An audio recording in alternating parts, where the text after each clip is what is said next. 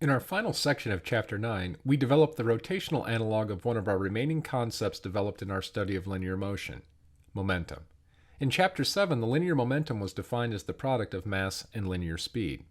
For rotational motion, it will be equal to the product of rotational mass, or moment of inertia, times angular speed, omega. The angular momentum is represented with a capital L, and omega must be expressed in units of radians per second.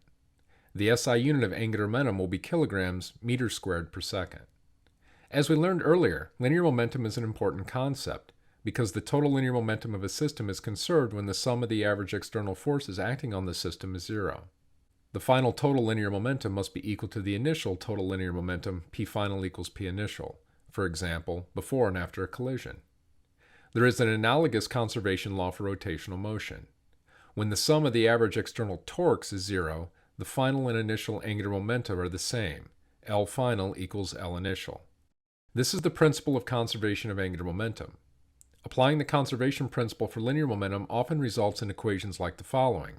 m1 v initial 1 plus m2 v initial 2 equals m1 v final 1 plus m2 v final 2.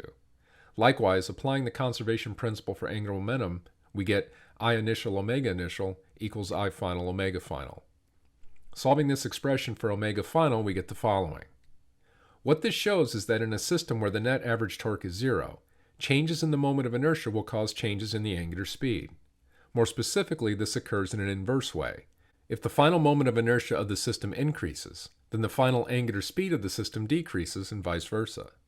A spinning figure skater demonstrates this principle. With her arms held away from her body, her moment of inertia is large and her angular speed fairly slow.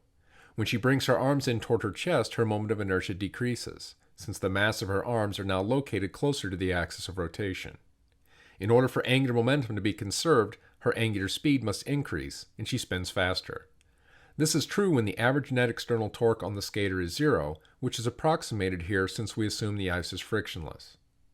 Our final order of business before leaving rotational dynamics is to complete the table showing the one-to-one correspondence between translational and rotational motion, where we have now added in rotational work and energy and angular momentum.